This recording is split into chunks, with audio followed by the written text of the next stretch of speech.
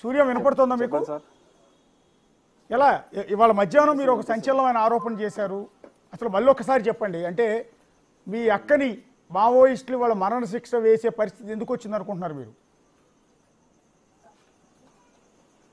ఎందుకు వచ్చిందంటే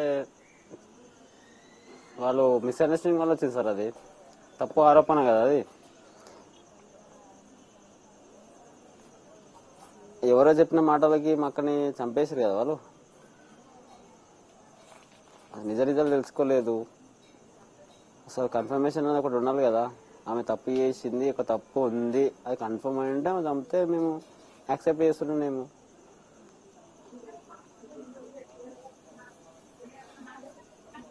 అంటే మధ్యాహ్నం మీరు ఒక మాట అన్నారు, కుల వివక్ష, దళితురాలు, మా అక్క దళితు కాబట్టే ఆమెని చంపేశారు, మరణ శిక్ష వేశారు అని. అది ఎందుకు వచ్చింది?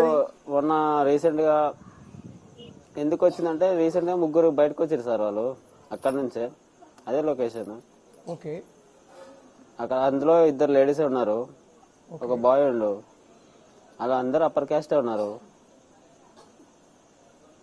ఇక్కడ లో క్యాస్ట్ అంటే చెప్పదు, లో క్యాస్ట్ దళిత్ అని చెప్పి కదా చంపింది. ఇక్కడ చాలా ఘోరంగా రోడ్డు మీద. అది కూడా అంటే కేవలం దళితురాలన్న వివక్షతోనే. దళితులను కాబట్టి కదా సార్ గొంతుకి గురేష్ మరి చంపేశారు, రోడ్డు మీద పడేశారు చంపి కూడా.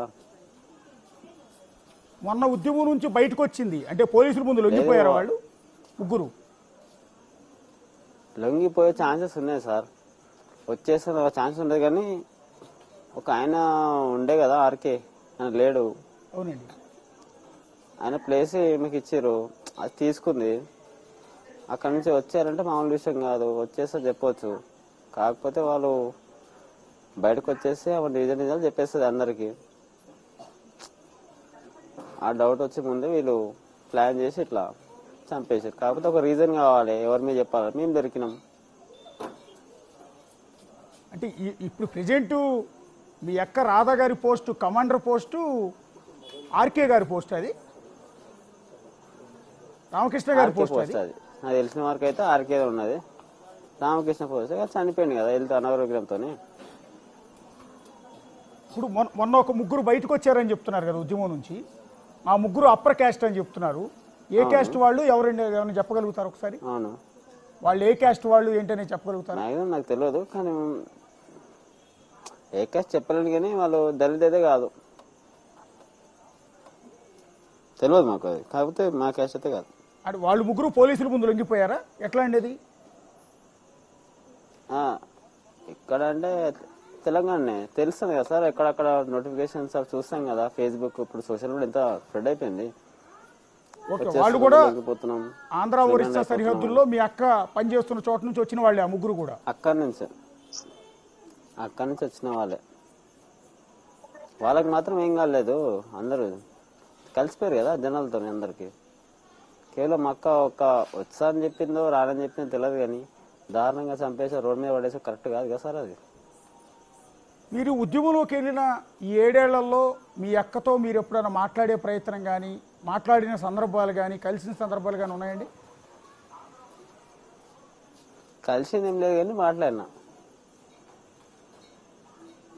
ఓకే. ఎలా? ఫోన్ నాకు పాత నెంబర్, అది నా నెంబర్ మా అక్కదే సార్. అది నేను ఫోన్ నెంబర్ యూజ్ చేసేది మా అక్కదే. అది పాస్ట్ది, అది నాకు ఇచ్చిపోయింది పోతప్పుడు. అది నేను యూజ్ చేస్తున్నాను. ఆ నెంబర్కి మెసేజ్ చేసి కాల్ చేసింది.